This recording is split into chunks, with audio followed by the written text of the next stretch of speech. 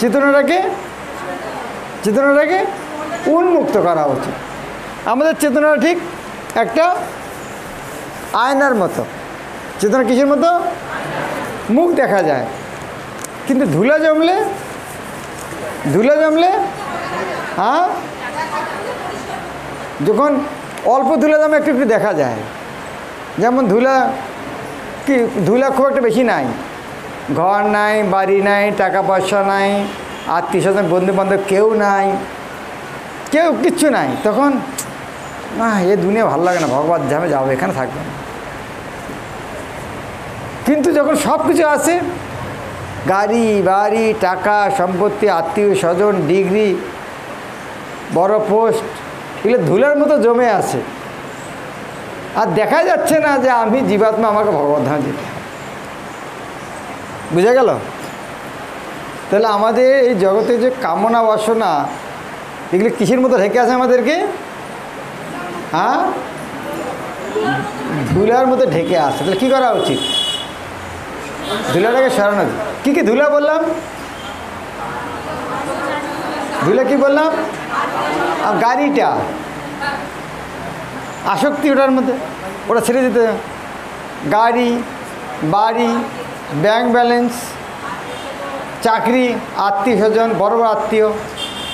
সবচেয়ে বড় ধুলা কোনটা? আমার শরীরের প্রতি আসক্তি। এগুলো কি? সব ময়লা, ধুলা ময়লা।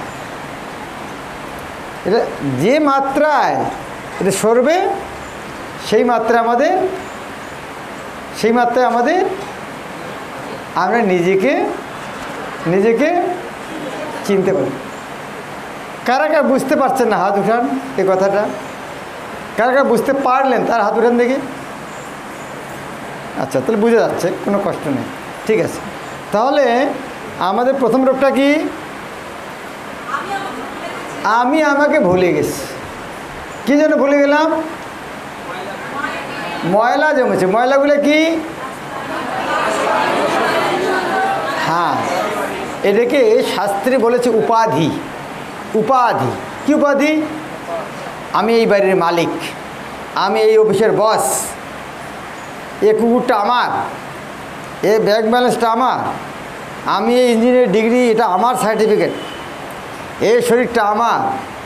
তাহলে কি? আমি আর আমার, এগুলি দিয়ে ধুলে দিয়ে রেখেছে উপাধি। উপাধিটা কি হচ্ছে?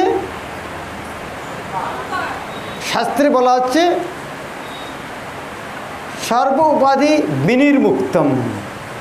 আমাদের জীবনে আমরা গন্তব্যস্থলে পৌঁছতে চাই, সর্ব উপাধি, বলুন, সর্ব উপাধি বিনির্মুক্তম। বুঝা গেল?